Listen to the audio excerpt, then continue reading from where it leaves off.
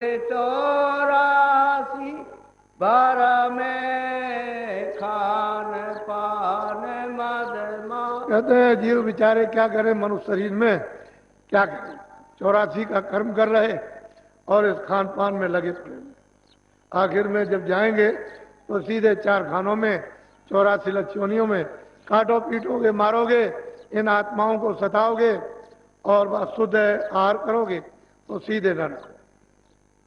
सीधे ऐसे ऐसे घोर नरक हैं कि जितना ये देश है पूरा, इतना तो वहां एक खंबा है आग से जलना, आग से, यानी जितना ये देश उतना एक खंबा है ऐसा खड़ा हुआ और आग धधक रही है।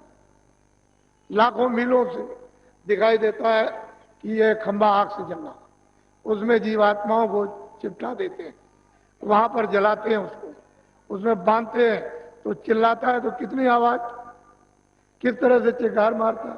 तो अभी तो आपको मालूम नहीं है कि नरक क्या चीज है और कितने नाम के नरक हैं, 1-2 नाम की, कई नामों के नरक हैं। जीवात्माओं को इस खान पान में, भोगों में फंस के उसमें डाल देते हैं। फिर ये मनुष्य शरीर वहां से करोड़ करोड़ बरस तक वहां एक रफ्तार पीटते रहो, मार खाते हो, चिल्लाते रहो, न दिन को चैन, न सुबह न शाम, किसी समय चैन नहीं मिलती।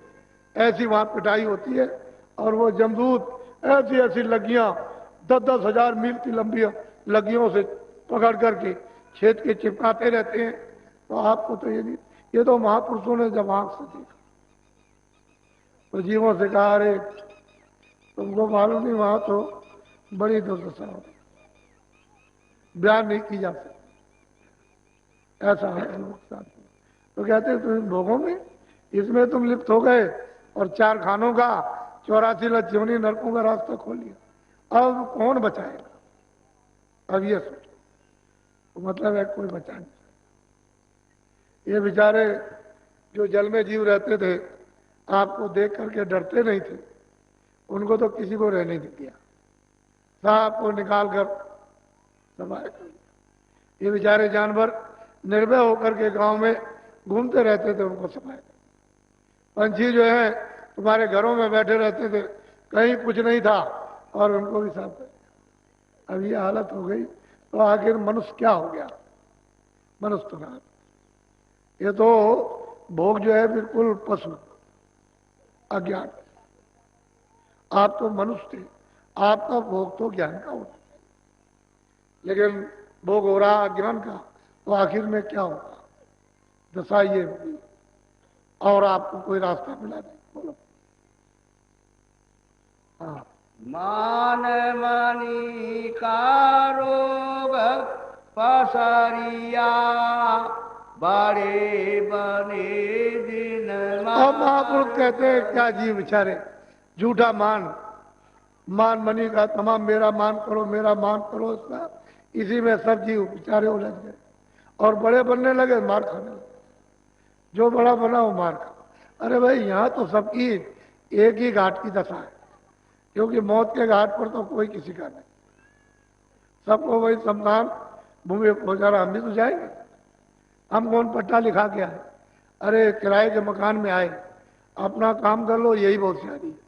और अपना काम करने के बाद किसी और का बन जाए, उसका काम कर दीजिए, नहीं तो एक किराए का मकान दो, जब पूरा होगा कहेगा अच्छा अब हमारा, हमको दे दीजिए, तो उसकी जय जयकार होगी, अच्छा हुआ आपने ले लिया अपना मकान। तो अपना काम कर लो, मकान उसका दे दो, हंसी खुशी से, रो गाओ मत, जिसका मकान उसके सोच कर। तब तुम बड़े बुद्धिमान और चतुर हो और तुमने बुद्धि से काम ले लिया और तुमने अपना काम नहीं किया। और जब वो आया कि मकान दो तो रोने चिल्लाने लगे, कहले ऐसा नहीं वैसा नहीं, अभी नहीं, जब नहीं, अभी तो कब? वो तो घाट सबका ही थी, 2 घाट नहीं है। लेकिन जो जीते जी मर जाते हैं, वो मरे हो जिए क्या चीज, वो तो जीते जी मर गए। जब सूरत को शरीर से नाम से जोड़कर अलग कर दिया तो जीते जी मर गए।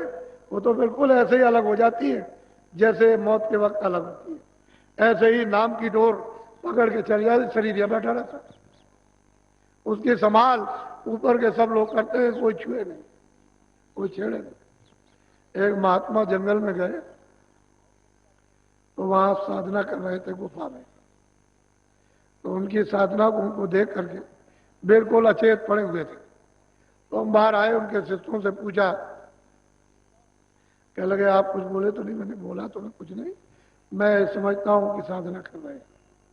अब ऐसा मालूम होता है कि शरीर में नहीं। तो वहां सब रक्षा करती है, कोई आदमी, कोई यानी जानवर, कीड़ा कोई बोल नहीं सकता, बिल्कुल एकदम सब रक्षा होती रहती है। और जब तक वो विचरण करेंगे तब तक करेंगे, और जब उधर से लौट के आगे बढ़ा जाए।